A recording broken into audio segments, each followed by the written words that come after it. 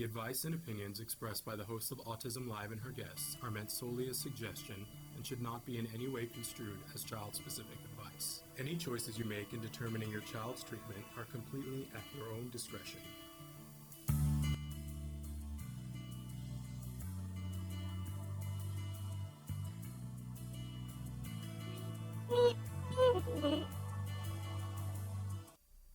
Good morning and welcome to Autism Live. I'm Shannon Penrod, proud pony, and I am so excited about today's show. You guys know that we've been doing this show. We're now in our 15th year, and I always say our guiding light here is to provide information and inspiration. Well, we've got both for you this morning.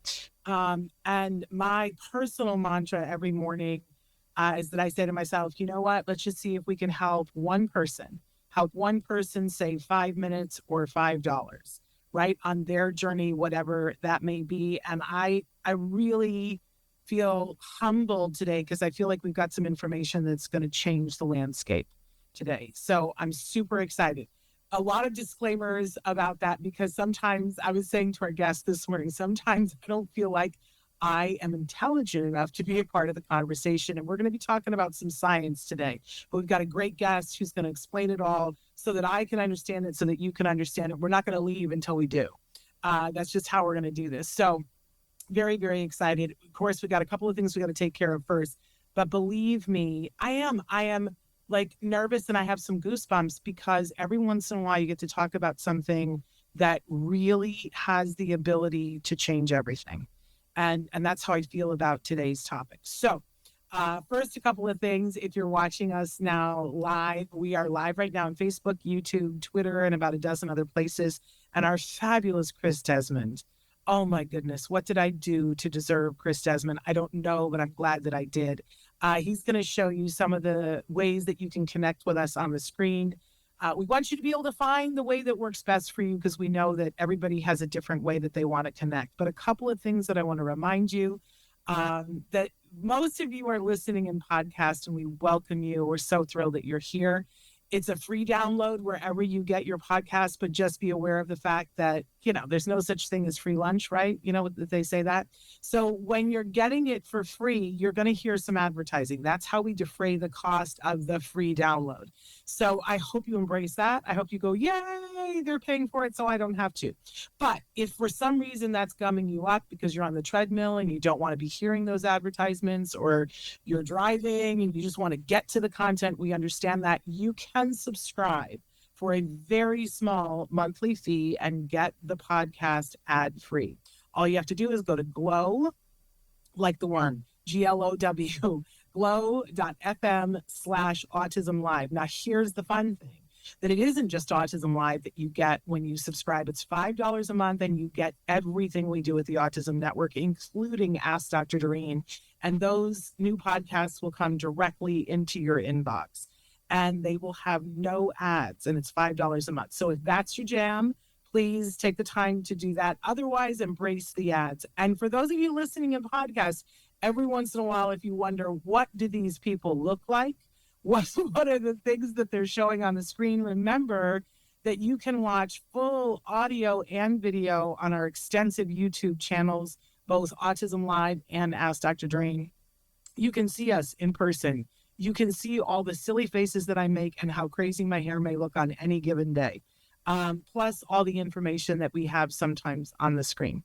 So I hope that you will check that out. All right. I mentioned that we've got this great guest that's going to be joining us in just a little while. And hopefully you saw the topic today. Talk about life-changing. I have just come back from doing a tour with my son in the mid-states. I was in Illinois. We were in Illinois. And then we were in Texas. And we were visiting a whole bunch of centers. And we met so many families and so many professionals and so many amazing kiddos and teens and adults that were on the spectrum. And it was very interesting talking to folks about what their personal journey was, what the journey was to get the diagnosis, and how long did it take. And to me, I've always, thought, when are we going to level the playing field? Because it's not the same for everybody, right? that everybody's journey to get to the point where you even get the diagnosis, it's harrowing. Can we all agree on that? And what we're going to be talking about today is a way that I believe, for once and for all, has the potential to level the playing field to some degree. It's a giant leap forward. And so our guest is going to be explaining exactly how that is going to happen. So make sure that you stay tuned for that. But first, we always like to do a little bit of housekeeping and the jargon of the day. So let's jump right into the jargon of the day because it's going to help us on our journey today. So, if you've been watching the show, we've been doing this since day one. It's our way of taking terms that other people bat around and, say as if we all are carrying a medical dictionary with us and we're not. So when we started this 15 years ago, first we would give you an actual definition and then we would make fun of all the jargon in the actual definition. And then we would give you a working definition that would make the experts break out into hives. And so much has happened in the last 15 years to make it better. Definitions are better. I know not everybody loves AI, but I got to say, for definitions, I don't hate Google AI. Sometimes we disagree with them slightly. So now what we're doing is we're giving you a Google AI definition and then looking at somebody else to sort of compare and contrast and see what we understand and what we don't understand. Because the whole point is that if we can begin to understand these terms that other people are using, then we're going to get further and we'll have a better understanding. We're going to save time, money, energy, and maybe be able to help not only ourselves, but the individuals that we love. By the way, I didn't say that when I was talking about our mission to provide information and inspiration, that's our whole mission is about providing that to that larger autism community that starts, of course, the beating heart of that are individuals who are on the spectrum, whatever words they use. Here we like to use the words that they want to use. Neurodivergent, neurodiverse, on the spectrum, autistic, whatever words make you happy. That is the beating heart of our community. But we also welcome into that community everyone who loves those individuals. I like the term pony for myself, a parent of a neurodiverse individual, because that's the word that my son gives me to use. And I'm all about what word does each individual want. So I count myself in that community, and I hope that you, whatever brings you here, I assume it's because you have a love for individuals who identify in this way, and that might be you. So anyway, all right. So today's jargon term, after all of that, is biomarker. Now, I don't know about you, but I walk through my life, and this is not a word that comes trippingly off of my tongue on a Tuesday. It just isn't. I'm not talking about biomarkers on a regular basis, but today we're going to talk about biomarkers.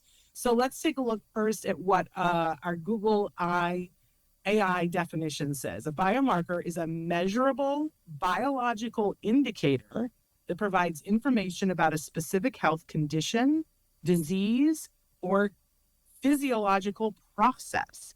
It can be a substance such as a protein, a gene, or a metabolite, or a characteristic such as a vital sign or an imaging measurement. This is what Google AI says to us. Okay, that's a lot of different things it can be, and I don't really know, it says to me, okay, it's something that's measurable, and I am very interested in that because we like measurable results, right? So to be able to measure, but a measurement, something that's showing us potentially a key to something. We're going to start there. Let's take a look at what NIH says about biomarker. And of course, we have a guest who's going to make this so much clearer to us. Okay. NIH says, defines a biomarker as a defined characteristic that is measured as an indicator of normal biological processes, pathogenic processes, or response to an exposure or intervention. That's what the National Institute of Health has to say about a biomarker. Okay, if you're still a little at sea, don't worry, because we've got a guest who's going to be joining us in just a few minutes who's going to make that and so much more clear to us. But it's a good place to start to talk about what we're going to be talking about in a few minutes. Because I don't know about you, but I found, well, let me back the bus up for a second. When my son was on his journey before we got the diagnosis, I found it very interesting that I started to see some differences in my son that I was concerned about, that I felt, I don't know what's going on. I was a first-time parent, but I had been an aunt. I had seen a lot of children go through early development. I had taken psychology classes about early childhood development because I had intended to be a parent, right? So I had an idea of what I thought I was going to be seeing, and my son's journey was different. And I started asking questions, and I asked the questions of all kinds of people. I asked my friends, I asked my mother, I asked my sister, who at the time was working with individuals on the spectrum. I certainly asked my pediatrician, right? And it did not give me a pathway. None of those things gave me a pathway to getting a diagnosis. None of them. Even my pediatrician, like a lot of you, I know you shared this story with me. We've talked about this before. My pediatrician poo-pooed me and said, "Oh, you're just a late in life mother. He's fine. He's a boy. Boys talk later." All the dip that we've heard from people that did not help us to get where we needed to get, right? And then when I finally, had enough concerns because my son was making no eye contact and had not spoken, had lost all of his language, and was engaging in a lot of challenging behavior, I finally got around someone who could say to me, "You need to go get a diagnosis," right? And my personal journey was that I had help telling me who to call. And I was given an appointment. I said, "I need the first available appointment." And they told me 3 months. You're going to have to wait 3 months. Now, at the time, I did not know that meant that I was very lucky. 3 months, when people are telling you early, by this point, I'm Googling everything online about autism that I can find, and everything tells me early intervention is key. This horrible, horrible mindset of telling people early intervention is key and then saying to them, "So now that you're interested, now you need to get in line to get a diagnosis, and you have to wait. You're going to tick away the time that we just told you was vital and important." For me, that was 3 months, and it was excruciating. But as I was going through Illinois and Texas, I was hearing stories of up to 2 years. And this is unconscionable, absolutely unconscionable. I can't imagine the state of mind of a parent. I know what it was like for me, the 3 months, and I always say that it was, debilitating to wait for 3 months. But to be told to tell a parent you're going to have to wait for 2 years, it's unethical. Like, there are many worse words, that I can think of that I'd like to say, but as my grandmother would say, I'm a lady. I'm not going to say that today, but you know what I mean. This is absolutely terrible. And this is what we're going to be talking about today, about some groundbreaking new technologies, some new advances that are going to change this. So I want you guys to buckle up, because we're gonna be in the front row of the classroom today. We're gonna learn some amazing things. But before we do all that, before we bring our amazing guest in, it's that time of year, you guys, where we talk about the All Ghouls Gala. There's two things that we're working on in the shadows right now. We're working on the All Ghouls Gala, and of course, we're working on the toy guide. I know it's August for everybody else, but in my head, it's Halloween and Christmas. So much more about the toy guide. Oh, we have some amazing toys that have been sent to us, and I can't wait for the Festival of Toys to show you guys. But before that, we're going to have the All Ghouls Gala. This is the amazing fundraiser for Autism Care Today. Autism Care Today gives grants to families for the things they ask for. So I know there's a lot of wonderful charities out there that give away iPads. That's fantastic. And then there are other charities that help you to get an assistance dog. And then there's other charities that help with tuition to a summer camp or things like that. But Autism Care Today is the only charity that I am aware of that can give grants for all of those things and much more. So, for instance, they give grants for copays or for medical testing, things of this nature. It's a wonderful, wonderful charity that I've been involved with for almost 20 years now. And of course, it was founded by Dr. Doreen Grant-Pichet, which if you watch Ask Dr. Doreen, you're very aware of the mission that she is on to provide help to people where they need it. And they have been doing this for many years. So the big fundraiser of the year is an amazing adult Halloween party. It's called the All Ghouls Gala. This year is the 4th annual. It's a star-studded event. We have celebrities that walk the red carpet, tons of amazing influencers in Los Angeles, and it is a great fundraising event. But more than that, it's a party off the chain. We always say we put the fun in fundraising. So take a look. Before we have our guests join, we're gonna showing you a brief. I will say keep the kiddos out of the room. It's a little scary because it's the All Ghouls Gala. So take a look at this piece of information. It's that time of year. Everyone gets all dolled up. They put on their best face, and they bring a friend to the 4th annual All Ghouls Gala that raises funds for autism care today. Mark your calendars for the 25th of October. It's going to be a real scream. And prepare to run to get your tickets before they're all gone. Okay. We do expect that it will sell out early this year. So it's a limited number of tickets. So the tickets are not yet on sale. And I think we're finding out in the next couple of days. They usually go on sale around the 1st of September. And I do expect for them to sell out well before the event on the 25th of October. So it's a very reasonable price, you guys, to come. If you are in the Los Angeles area or you've always wanted to come to Los Angeles and you want to meet amazing, amazing people, I know sometimes we do red carpet coverage and you guys will write and go, I want to be there. I want to be. This is the one, not to be missed. So we'll keep updating you. But tickets are going to go on sale very soon. And even if you're not in the Los Angeles area, please, it's a wonderful charity to donate to. You can also purchase a ticket and then and you can specify and say, give this to individuals on the spectrum. And believe me, they would love to be scholarship to come to the event, or you can say, give it to parents. I will find those people for you. If you want to gift some tickets to somebody else. We've had people do that in the past, and it's been some amazing stories that have come from that. It's a really good time. I hope that you will come and fundraise with us because it's a very fun time. All right. So now it is time for us to finally, we've been teasing this topic all morning.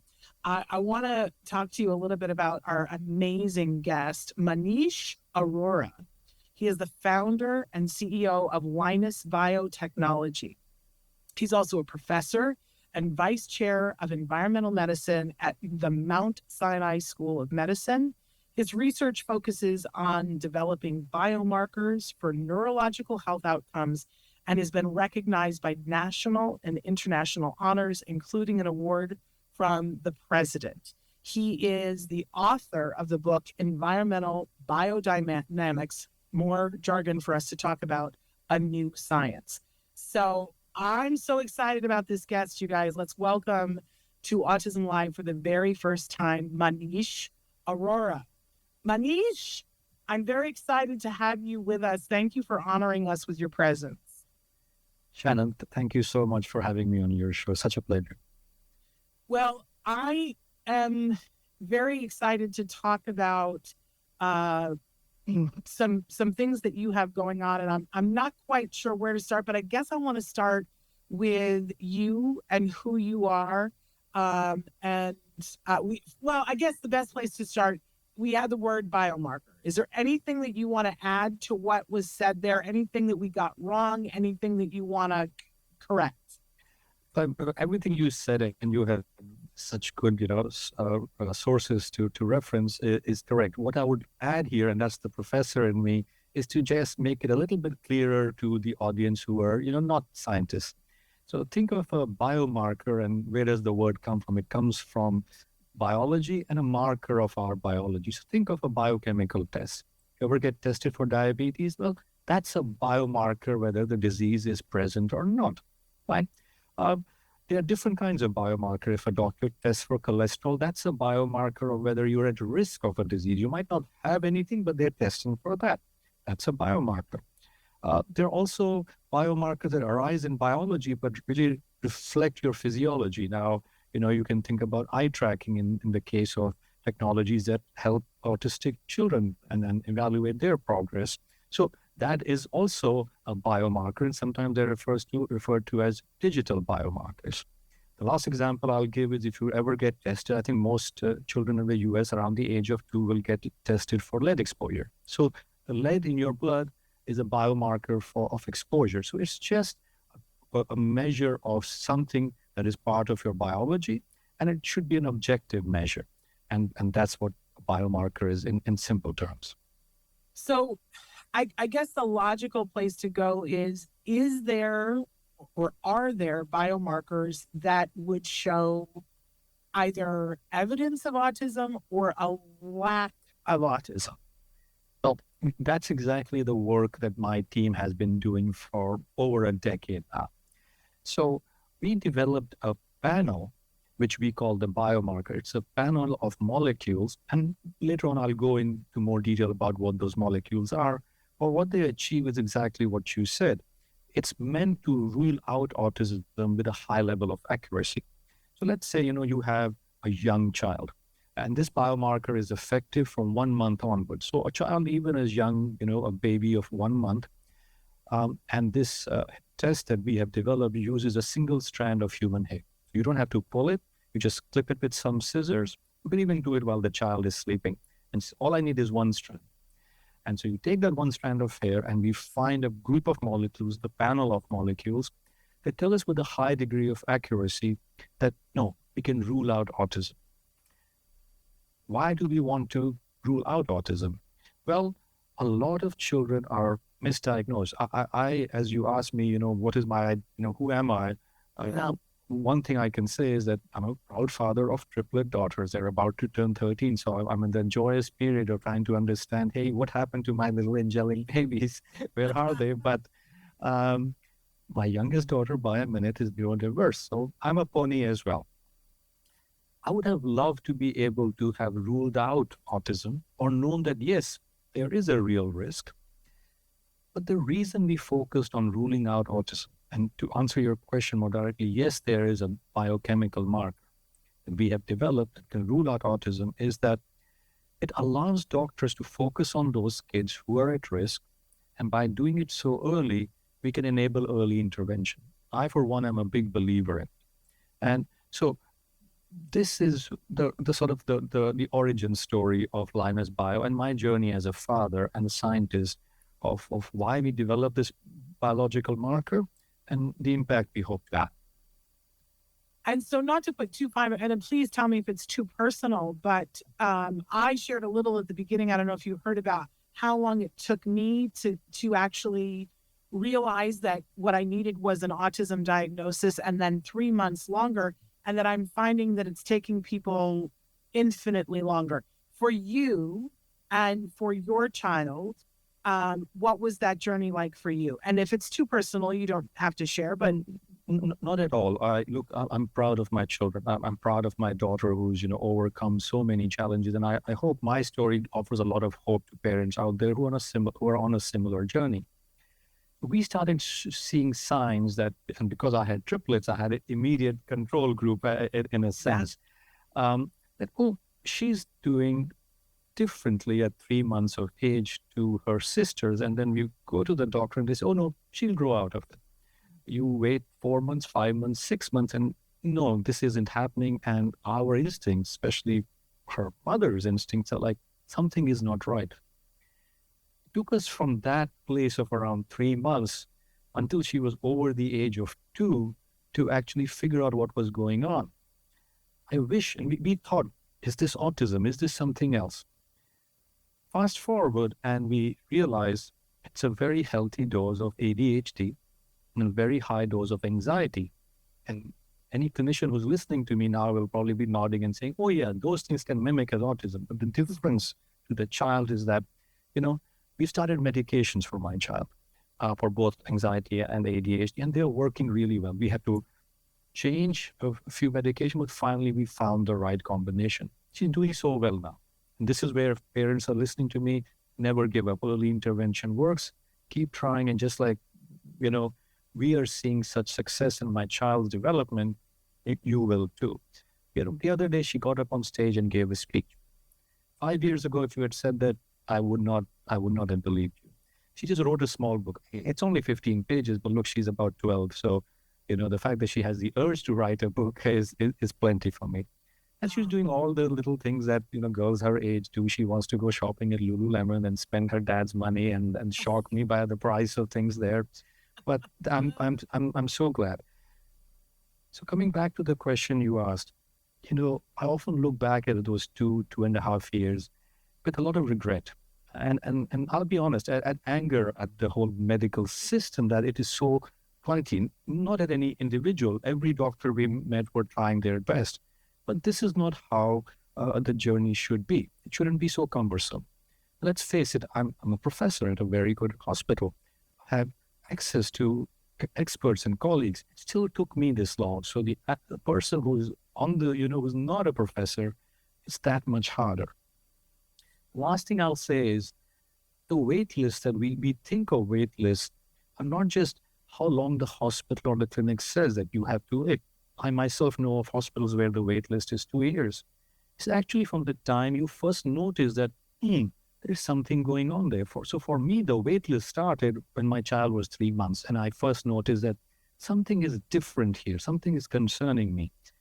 But if there's no objective biomarker, then I kept going to my colleagues, and they said, no, she will grow out of it. And that answer that approach just has to change. Yes, it does. Amen to that. And congratulations on all your beautiful girls. I'm so happy for you. And I'm happy that, I don't know, happy might not be the right word, but I'm grateful that your journey led you to something that is now poised to help, I can't even, an infinite number of people. There's no number that can be put on it. So what you found is a way, correct me if I'm wrong at any point along this way, a way that even if your child is 1 month old, up to, I believe I saw on your website, 36 months is the ideal time to test? It's 4 years now. It's 40. 4 years. Okay. So between 1 month and 4 years old, that with a single strand of hair, you can rule out that with pretty high probability whether this child will over time qualify for an autism spectrum diagnosis. Is that correct? Yes, exactly. And I'll just add a bit more color to it. Sure. What we found was, and we did multinational studies, we did studies amongst twins in Sweden. So some of them were identical twins. One child gets an autism diagnosis, the other twin does not. And so we even control for genetics. We just finished a statewide study of almost 1,000 families in California. We've done a study in a very poor community in Mexico, in Japan, in New York. So on this multinational work with, really brilliant collaborators of mine, we found that there is a biochemical signature that is hidden in the time dimension. I'll come back to what I mean by the time dimension in a minute. But from a parent's perspective, it's just taking a strand of hair at home. No need for a clinical visit, no need for a blood test. It's completely painless. You just mail it to us in regular mail. We find these chemical signatures in there, and they're very accurate at telling us this person does not have autism. The obvious question is, why are we focusing on that? From the earliest stage, my research team's moral compass was, hey, we want to be the support act. The main show here, the main actors here are the families and the doctors. So we want to empower doctors. We want to empower families with this critical piece of information so that it allows doctors to make the best decision. If you are going to get an autism diagnosis, it should be from your doctor. It shouldn't be a PDF that you get through an electronic system. So, and we followed the lead of other very successful technologies out there, like Cologuard, which is a colon cancer rule-out test. It rules it out very well. It cleared up all the wait lists for colonoscopy. There was a time you waited a year to get a colonoscopy. I had one recently. It's an experience. But at least I don't have to wait a year saying, hey, I'm all right, And that's what we want to achieve, to get this diagnosis to a much younger age. So children can benefit from early intervention at a time when their brains are still developing and are more ready to accept that therapy. Yeah. I mean, I just think as a parent, if you could look back, the question is, what would you do differently? And I'm sure that I should have realized that my child was at risk for autism, but I didn't. I totally did not. And if somebody had been able to tell me at 3 months, we cannot rule out autism. It's not, correct me if I'm wrong, it's not saying your child does have autism. It's saying we can't rule it out. But what I think about is, what would I have done differently? And I certainly would have approached language in a much different way than what I did. I just thought language was going to show up. It was this magic trick that was just going to happen, because that's how I'd seen it happen with my nieces and nephews. And when it was, and for a while, I have to be honest, for a while, it was showing up. But when it started to slip, I would have done things entirely differently. And when my pediatrician said, oh no, he'll grow out of it, I would have gone immediately for a second opinion. I really would have. And I would have charged her. I would have said, no, think again, because we have this test result and I have a concern. And maybe I wouldn't even have had to get a second opinion. So this is why I got so excited this morning, because I see the power of this, and it puts the power back in parents' hands instead of being in this no man's land. Did I get anything wrong? No, you're just absolutely right. And we've had so many families, and then they've spoken to me, and they've said pretty much what you have said, that by knowing early that their child might be at higher risk of autism, they've started reaching out to different therapists. What can we do now?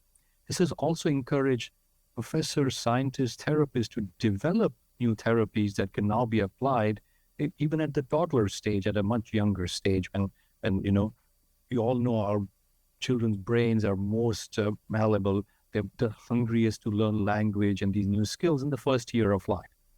And the average age of diagnosis in the US is stuck at 4 years. So we've always been missing that critical window of opportunity. So it encourages parents to focus on that and start exactly doing what you said, looking at how we can help this child if autism diagnosis is more likely.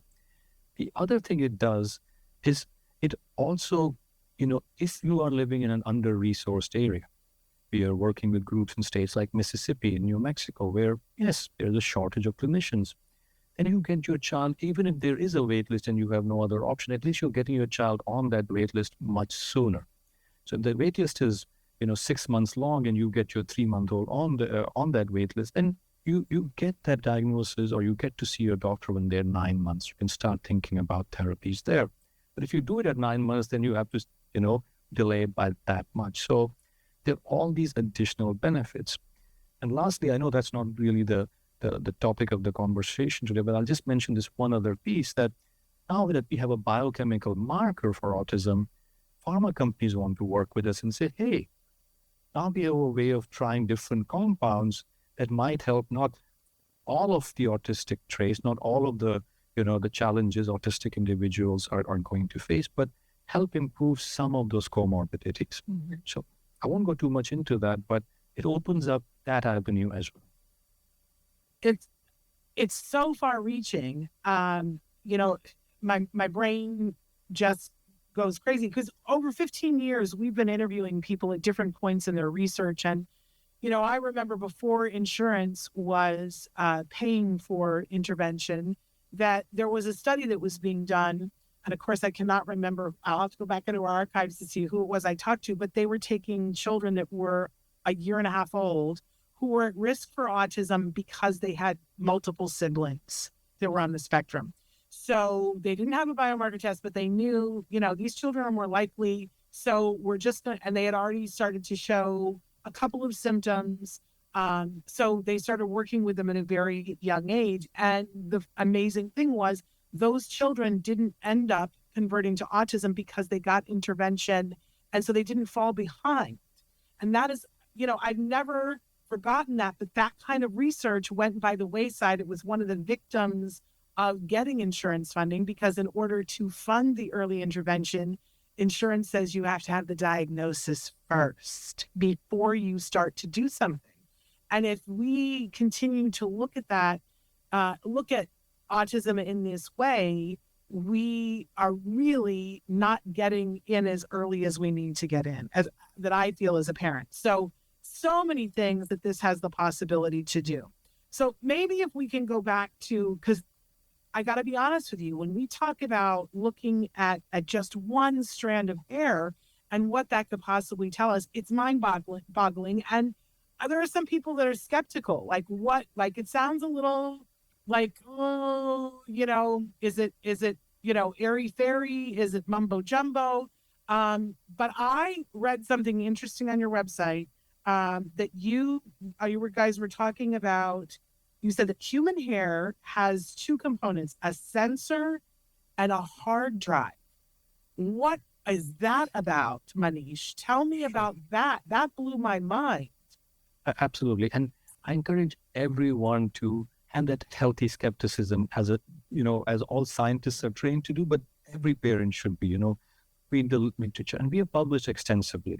And the core technology, the core platform for the autism biomarker, we went to the FDA. The FDA gave us breakthrough designation. What that means is the FDA says this is the first technology of its kind that can detect autism this early. And again, I want to be perfectly honest that this is not full FDA designation. It is breakthrough designation. And most tests in the US are regulated under a different scheme, also overseen by the FDA, called CLIA. And we have clear regulatory approval in 49 states. The reason I'm saying that is so people know that this has been through a lot of scientific diligence. How does this work, and why do we call it a biological hard drive or a sensor? So I'm going to take a 30 seconds to just describe a core concept. If you've ever seen a tree that has been cut down and you see growth rings in that tree, you'll say, oh, that's year 1, that's year 2, that's year 3. If you see a ring that, let's say, you count to 7, that is a little bit irregular or a little bit thin, you'll say, well, something happened 7 years ago. Maybe there was a drought and this tree got sick. Human hair also grows incrementally like this. So we built robots with a group in Japan that take a hair, make it perfectly straight, open it up like a book. Now you can imagine some people have very curly hair. When I had hair, it was a bit curly. I miss those days, but that's a different discussion. So when you take a hair and just get it straight, human hands can't do it. So we built robots to do it. And anybody's ever interested, you can come to our labs in New Jersey, or just go on our website and we show the animation of how it's done. Inside, we take a laser and imagine it moving along each growth ring, but it's an hour apart. So if you give me about an inch of hair, I'm getting the same amount of information as 1,000 blood tests taken every hour. So imagine if I came to you, Shannon, and said, I'm going to stick you with a needle every hour for a whole month, take a blood. But remember when I mentioned earlier that we found something hidden in the time dimension. This is what we meant, that now we can see patterns over time because we have 1,000 time points. Think of it like a song. If I just played 1 millisecond of the music, you wouldn't be able to tell me what song that is. But if you hear a few seconds, then you would know. I'm a Springsteen fan, so I often in my lectures will play one tiny little snippet of a Springsteen song and nobody knows it. And I play the whole. I know I'm getting old, so many students still don't know it, but you can tell that it's a Springsteen song. So that's what we found. We found this pattern over time that indicates, yes, you don't have the risk of getting an autism diagnosis, or you are on the risk of getting an autism diagnosis. And that's how this technology works. But as I mentioned briefly before, we have stress tested this multiple times. Twins in Sweden, a national study in Japan, a statewide study in California, from all the 21 centers you have in California, and an extremely poor community in Mexico with super high levels of environmental exposure. And it works. It always tells us the answer with about 95% accuracy that no, this child does not have autism. I'll stop there. I'm a professor. I can sometimes go on for too long, but I hope I've been clear on how this technology works. Well, I love it. First of all, I want to show you my notes because I wrote down, is it like the rings of a tree? So when you said that, I was like, yes, I'm in the right neighborhood. But okay, so great. But if you get your child tested at 1 month, it's only going to show the exposure that's happened in a month, isn't it? Or is there a way that you can look into the future? Excellent question. What we found was, and remember, autism has a heritable component, right? So what we found was this, that there is a certain pattern. It's even present at birth. And we've done studies, not just on hair, but even on baby teeth. But baby teeth have growth rings as well. So we've validated this result both in hair and a completely different tissue, which is baby teeth. What we found was that this hum or this pattern is just present throughout. And it's like saying, well, yes, you have type 2 diabetes. But I take a blood sample today, or I take a blood sample, a week from now, or 6 months from now, or a year from now, I'll still find that, yes, you have type 2 diabetes. So what we found was that we're not necessarily trying to capture exposures at any one time. It's this pattern, and this pattern keeps propagating in every centimeter of hair that you have. Second thing I want to clarify is that we're not just measuring environmental exposures. Yes, many of the things we measure come from the environment, including certain things that are bad for us, like lead or arsenic. However, what we're also measuring is how our body metabolizes them. So think of this more like a metabolism biomarker. So it's saying, look, your metabolism continues to show this pattern. And we've seen it in now 2,000 kids. When you have this pattern, you end up getting an autism diagnosis somewhere in the future. So it's not so much about measuring an exposure in your past or your future. It's just saying, well, does your body have that signal? That's why we call it a sensor. Does it have a signal for the autism biomarker? Wow. I mean, you're really blowing my doors here. Okay. Now, I think you said it's negative. It shows a negative, and what did you say, 92.5% accuracy? Is that that's pretty high. It's pretty high. And, we're about to publish a paper which shows that, we have reached as high as 95% in some groups. So, just keep watching this space. And again, parents, 92.5 is what we have presented so far. That's the number, you should stick with right now. But we're going to publish a paper in the next 2-3 months, which will show that we're always working hard to get that even higher. Absolutely. So we want to be very accurate. We don't want to miss anybody. And we always tell families, when we say, look, it's ruled out, we are quite confident it's very accurate, but keep watching your child. You're your child's doctor in a sense. Parents know their child so well.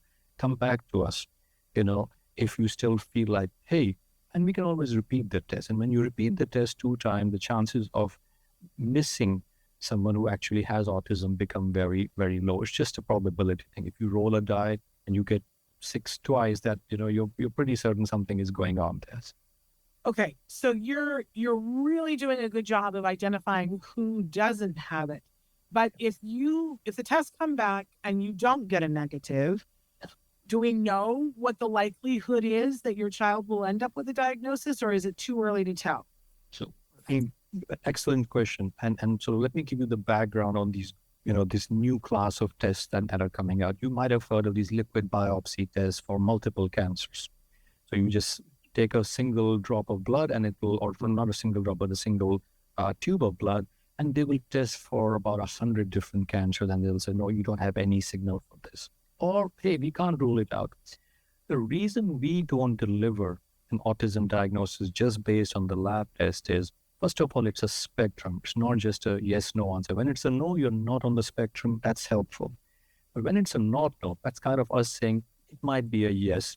We really want to bring the doctor in. The clinician must observe that there are excellent tools that have been developed for clinicians to use and objectively account for the child's behavior. And the clinician uses our biomarker information and their clinical tools to give you an answer. The most common example that we've all experienced, at least at my age, is a cholesterol test. A doctor doesn't just tell me, oh, you've got heart disease based only on the cholesterol test. Cholesterol test is one piece of information. If it's high, the doctor is concerned, but they also bring in their clinical expertise. And we thought that is the best approach when it comes to autism. We're not trying to replace doctors. Again, as I said before, we are the support act. We want to empower that relationship between families and doctors, and now they have this additional tool. In a simplest sense, if you have a lot of kids on your wait list, let's say you're a hospital system, only 30-40% of them will actually get an autism diagnosis. The rest of the people are actually in the wrong wait list. We can remove those folks and say, hey, you are in the wrong wait list. Maybe you need language therapy. Maybe there are developmental delays, but you shouldn't be clogging up the autism system. So then the doctors can focus on those kids we have said, look, they're at higher risk. Look here, start helping them. So that's the core idea behind what we have developed. Well, I hadn't even thought about that aspect of it. That's amazing. But you're right now, it's from 1 month to when they're 4. 48 months. Is there a reason, and is the plan to continue past 4, or is there a reason why it's less effective after 4? Right now, if people go online, there are all these online questionnaires that they give adults saying, do you want to know if you're on the autism spectrum? And I just want to say these are highly inaccurate. I've taken the test and it said that I had profound autism. And I can assure you, Dr. Granpeesheh has assured me I am not on the spectrum. So, that's my personal experience, but I've seen a lot of people take them and get it wrong. But I see so many adults or teenagers that the parents are waiting. Is there a path to eventually having it be everyone, or is that just not a possibility? No, that is the ultimate vision, to have this as a national screening tool. Now, think about what happens when a baby is born. We prick their heel and take a little drop of blood on that circular filter paper, we call them neonatal blood spots or the Guthrie card. And we run a genetic screen for many different conditions. Well, they barely account for about a percentage on the population prevalence of a percentage of conditions, or a condition that would impact a percentage of our population. And we know 3% of our population now will eventually or will have an autism diagnosis.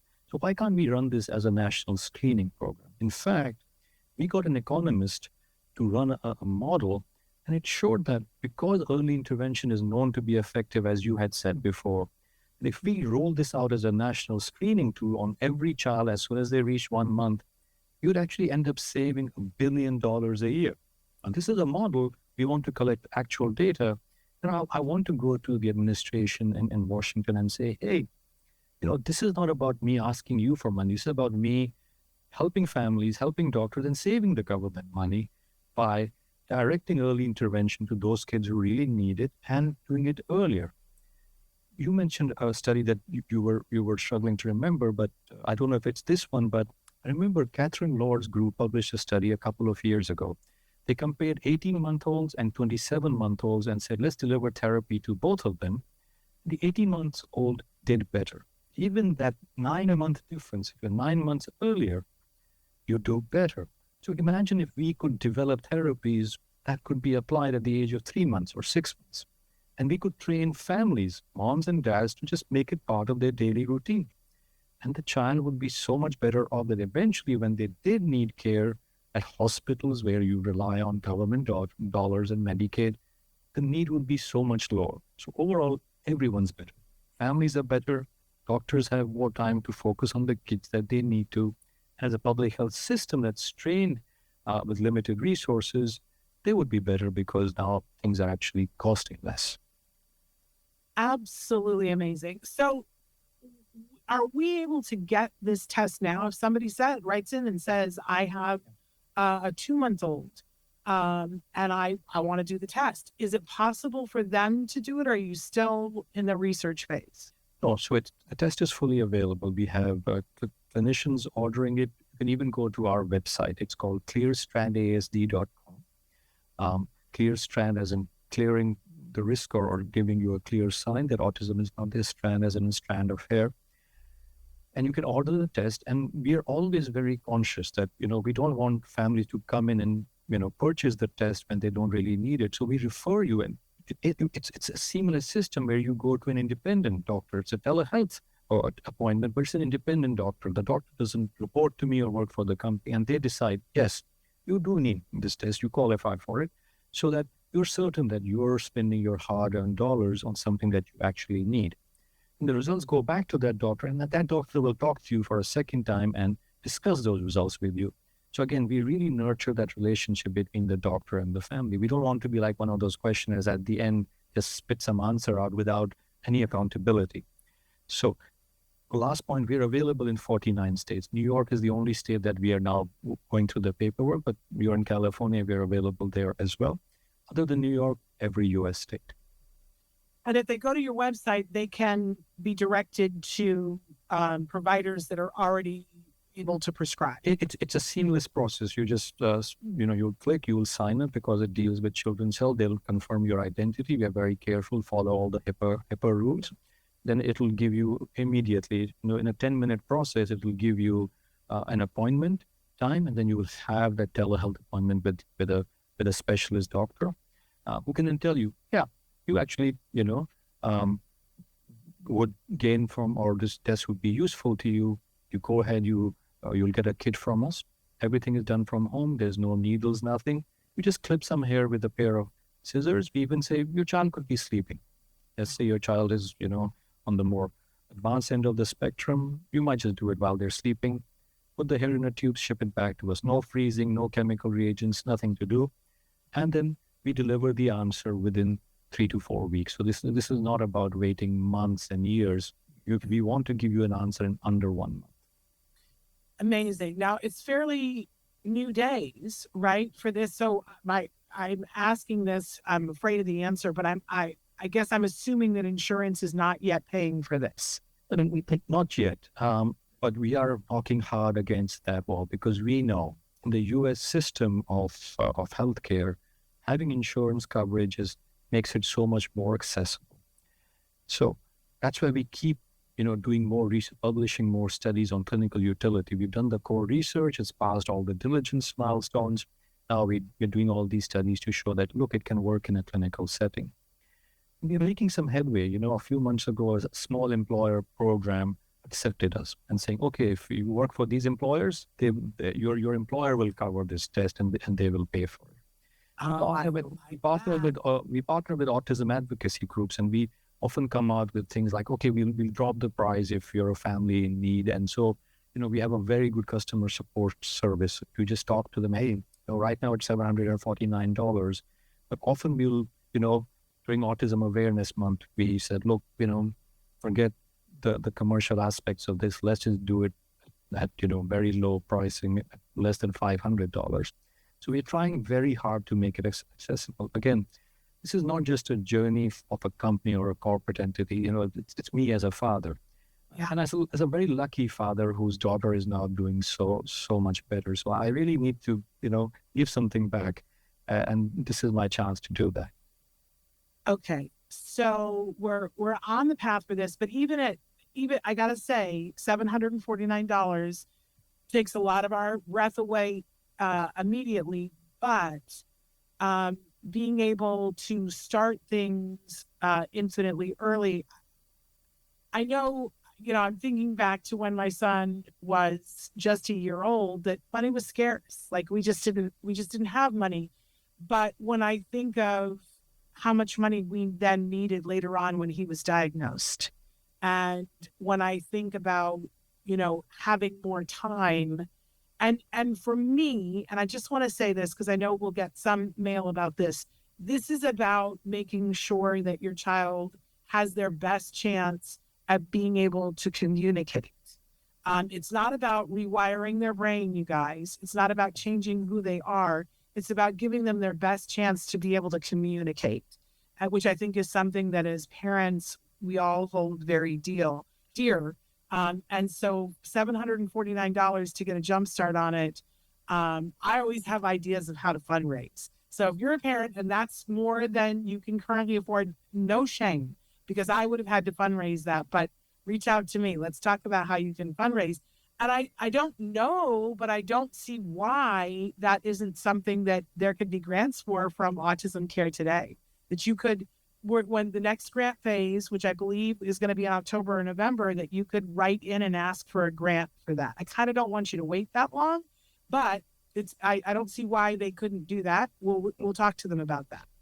And let me just say it off the cuff, and I'm sure my accountants and the finance people in my company will give me a talking to after this. We want to be part of those initiatives. Let us help. So if you're going to do a fundraise, let us help by figuring out how we can lower our prices, right? So just, talk to us. We've done this with other advocacy groups. So we can afford to do that for a few months. And so we will absolutely be good partners. And I fully agree. Right now, this price is very, $749 is what I like to say. That's real money. Most people, even I, would feel that, okay, I've spent some real money. The ultimate vision is to make it much, much more affordable. And that's where we're investing on robotics, bringing in all this efficiency and saying every dollar that we can save, if we just pass it on, the test becomes much more affordable. And then it travels further. It helps more and more families. Recently, the government of Japan and a private group in Japan said, can you come and help us? Their average age of diagnosis is even higher than in the US. It's closer to 6-7 years. So now we are trying to work on a national program in Japan. I'll be flying there in 2 weeks to speak to professors at a major hospital, how we can roll it out there. Our vision is really a global one. We want to help. But absolutely, I want to be a good partner here. So Shannon, whenever you have that program, reach out to me.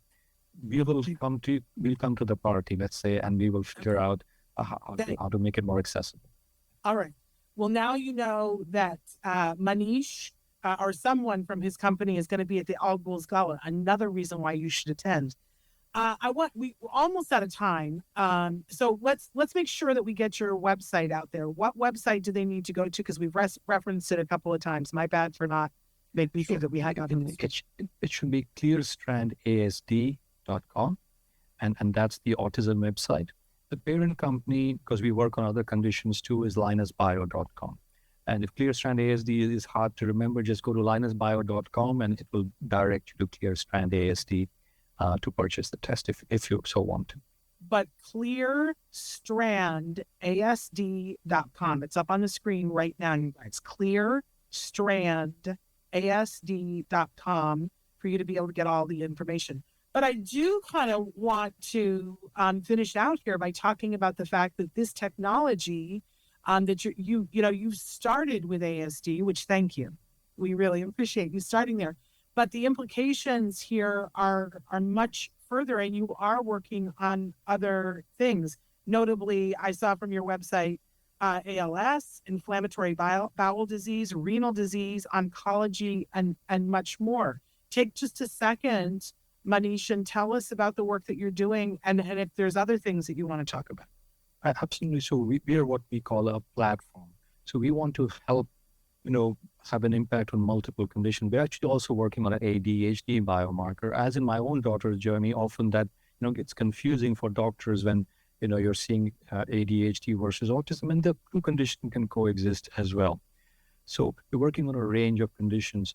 A major pharma company actually used our technology for a phase 2 clinical trial for a drug that would help autistic individuals with some aspects of communication. So this is a core technology, just like genomics is a core technology, and you can apply it to so many things, from biomarkers for additional conditions to drug development. We recently also launched a panel using the same technology where we can measure various environmental exposures. Are you exposed to all of those plastic compounds, PFAS, the forever chemicals, phthalates, phenols, that will also make your anxiety worse, will make certain autistic traits worse, increase your risk of breast cancer, for example. So we're also trying to help folks just say, look, there's no magic bullet yet, but by doing these things, by empowering families to make healthier choices, we can then start having an impact of 5 or 10% on the symptoms. And that itself can move the needle by a significant amount. So we're also generally in what we like to call the wellness or the cleaner living space. Well, we're all about that here. We believe that healthy children are happier children. And we also believe that healthy, happy children learn faster and learn more and get to be more of themselves. So that's like bottom line for us. Healthy, happy, learning children. Ooh, can we all have that?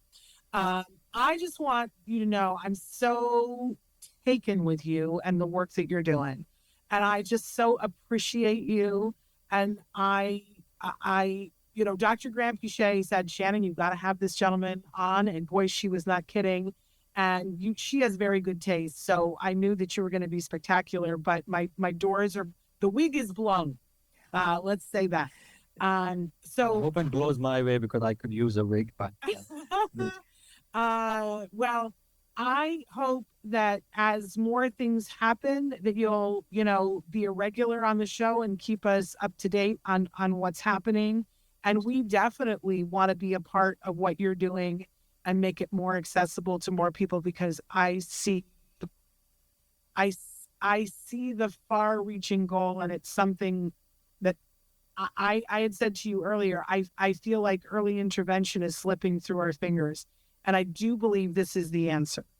It's very important to me. I can't be one of the last moms who got early intervention for their child and got the answers we were looking for. We just can't do that.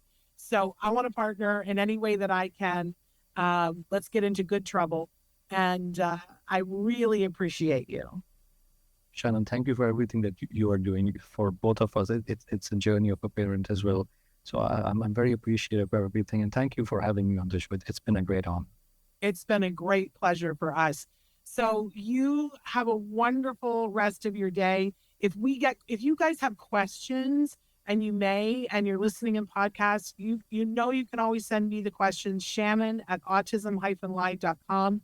And I will make sure that Manish gets the questions and that we get answers. Okay. So Shannon at autism-live.com.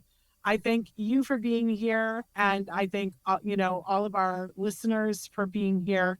We're going to be back next week. And until then, give your kiddos a hug from me and one for you too. Bye-bye for now.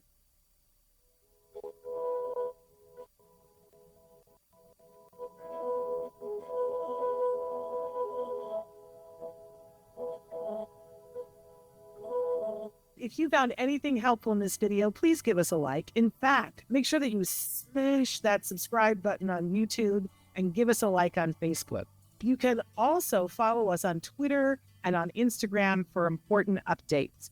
And please download our free podcast wherever you get your podcasts. Thank you so much. See you next time.